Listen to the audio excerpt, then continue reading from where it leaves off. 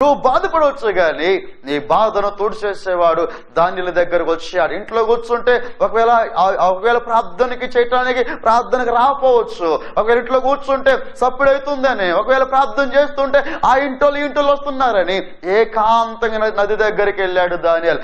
ఏకాంతంగా నది దగ్గరికి వెళ్ళి బహు రోషంతో ఎందుకు ప్రార్థన చేస్తున్నాడంటే ఒక రాత్రి కాలములో వచ్చిన కలను బట్టి. ఈ రోజు నీ స్థితిలో దేవుడు ఉన్నాడు, ఆలోచించే. దానియేలు దేవుడు అన్నాడు, ఆ రోజు నుంచి ఈ రోజు వరకు కూడా నువ్వు అలాగనే కలిగి ఉన్నావు.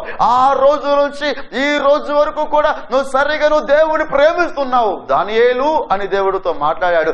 ఈ రోజున దేవుని బిడ్డలారా, ఎంతమంది ఈ ప్రోగ్రాం చూస్తున్నారో, ఎంతమంది మనసులోకి దేవుడు వచ్చి ఉన్నాడో, ఎంతమందితో దేవుడు మాట్లాడుతున్నాడో, ఈ రోజు నీ స్థితిలో దేవుడు ఆలోచించే. దేవా, ఒకవేళ నీదో పాపం ఉంటే, ఒకవేళ నీదో శాపం ఉంటే, ఒకవేళ చెప్పలేని రోగం నీలో ఉంటే, ఒకవేళ నీకు సంతానం నీకు లేకపోవచ్చు, ఒకవేళ నీకు బాధలు రావచ్చు, ఒకవేళ నీకు శోధనలు రావచ్చు, నా అన్ని వాళ్ళందరూ నీకు దూరం అయిపోవచ్చు. కానీ నువ్వు ఏకాంతంగా దేవునితో దీనికి ప్రార్థన చేస్తే పరలోకంలో ఉన్న దేవుడే నీ దగ్గరికి దిగి రాబోతూ ఉన్నాడు. హల్లెలూయా. నీ దగ్గరికి దేవుడు దిగి రావాలంటే, దేవుడే నీతో మాట్లాడాలంటే, దేవుడే నీ పైన ఒక అభిషేకాన్ని నీ పైన దేవుడు ఉంచాలంటే, దేవా నాకు నువ్వు ఉంటే నాకు చాలు ప్రభువా, నాకు ఈ లోకంలోకి ఏది నాకొద్దు కానీ నాకు నువ్వు ఉండాలి ప్రభు అని ఒక మంచి హృదయంతో ఎవరైతే ఒక పట్టుదలతో ప్రార్థన చేస్తారో వారి దగ్గరికి నా దేవుడు దిగి రాబోతాడు. ఎలా దిగొస్తాడు తెలుసా? నువ్వు బాధల్లో ఉంటే నీకు బంధువుడు అవుతాడు, నువ్వు కష్టాలు ఉంటే కరుణిస్తాడు. నువ్వు ఎక్కడికి వెళుతున్నా సరే తండ్రి అని పిలిస్తే నీ దగ్గరికి నా దేవుడు రాబోతా ఉన్నాడు. హల్లెలూయా.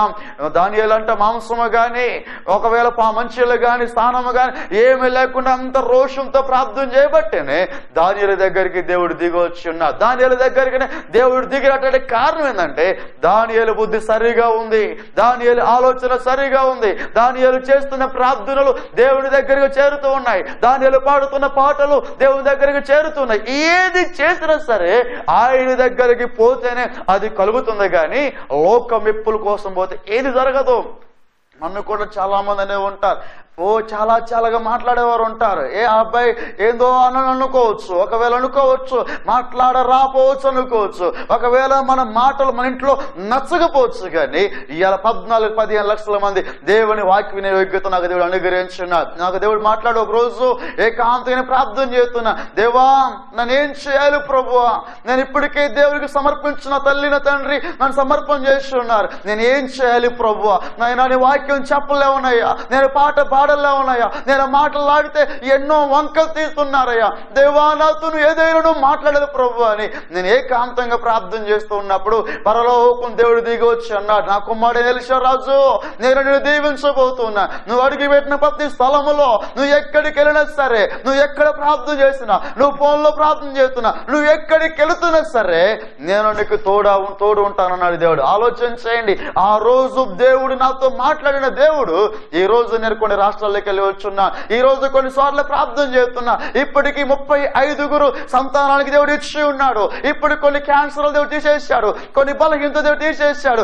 ఏ గ్రామానికి వెళ్ళినా సరే ఎందుకు దేవుడు అద్భుతాలు జరుగుతున్నాడంటే ఈ అల్పుడైన నా కొరకే ఆకాశం నుంచి దేవుడు నా దగ్గర దిగొచ్చి ఉన్నా. ఈ రోజు నీ దగ్గరికి దేవుడు దిగొస్తే, ఈ రోజున నీ దగ్గరికి దేవుడు మాట్లాడితే, ఈ రోజు నీ పట్ల ఏదైనా దేవుడు కార్యాలు దేవుడు జరిగించాలంటే మంచి హృదయం, పిర్రికిడంత గుండెలో పరిశుద్ధాత్మ దేవుడు ఉంటే, నీ పిర్రికిడంత గుండెలో పరిశుద్ధాత్మ దేవ నాకు సహాయం చేయను ప్రభు అంటే నీకు సహాయం చేసే దేవుడే ఆకాశం నుంచి దిగి రాబోతూ ఉన్నాడు. దేవుడు నాతో మాట్లాడాడు, ఈరోజు టీవీలో వాక్యం మళ్ళా అన్నాడు దేవుడు, నువ్వు అనేకమైన దేశాలలో నువ్వు సువార్త చెబుతావు అన్నాడు దేవుడు. నేను అన్నానయ్యా నాకు తెలుగు మాట్లాడటం రాదు కదా, నాకు తెలుగే రాదు కదా, నాకు ఇంగ్లీష్ అసలుకే రాదు అంటే నేను నీకు నోటికి తోడై ఉంటా అన్నాడు. దేని బిడ్డలు ఆలోచన చేయండి, ఈ రోజు దేవునికి తోడై ఉండాలంటే, ఈ రోజు దేవుని ప్రేమించాలంటే దానియేలుకి యుద్ధములు జరుగుతూ కలవతేనే ఒక రోషంతో ప్రార్థన చేశాడు,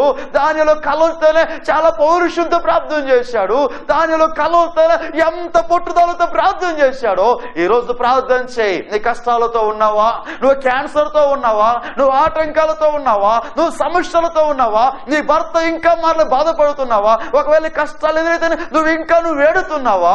ఈ రోజు నీ ఆడవలసిన అవసరం లేదు, కానీ నువ్వు దేవుని దగ్గర ఏడిస్తే నీ కనుగుడ్లోని కన్నీరు రాక మునిపే దేవుడు తీసుకెళ్ళి దాస్తావు. ఎందుకు తెలుసా? నువ్వు చేస్తున్న ప్రార్థనలో క్వాలిటీ ఉంటే, నువ్వు చేస్తున్న ప్రార్థనలో దేవుని దగ్గరికి చేరితే, నువ్వు చేస్తున్న ప్రార్థనలో విధేయత ఉంటే, నువ్వు చేస్తున్న ప్రార్థనలో దేవుడికి నచ్చినట్లయితే ఎవరు ఆపినా సరే దేవుడు దీవించడానికి అది ఎవరు వసం కాదు. మనం లోకంలో అంటారు, నా దగ్గర బంతి ఉందనుకోండి, అది కింద కొడితే ఎలా అయితే పైకి లేస్తుందో, ఎవరి బలంతో కొడితే ఒక బంతి పైకి లేస్తుందో, ఎవరు ఎంత ఎక్కువ ప్రార్థన చేస్తారో వారిని తలగానే ఉంచుతాడుగా నా దేవుడు, తోకగా ఉంచే దేవుడు కాడు. హల్లెలూయా. నేను తలగా దేవుడు ఉంచాలంటే, నేను ఆస్తికర్తగా దేవుడు ఉంచాలంటే, నీకు ఏ ప్రతి బలహీనత సరే, నువ్వు ఏ బలహీనతతో ఉన్నా బాధపడుతున్నావో, మొదటిగా నీ నోరు మార్చుకోండి, నీ సూప్ మార్చుకోండి, నీ వినికిడి మార్చుకోండి. నీలో ఏ పాప స్వభావం లేకుండా, దేవా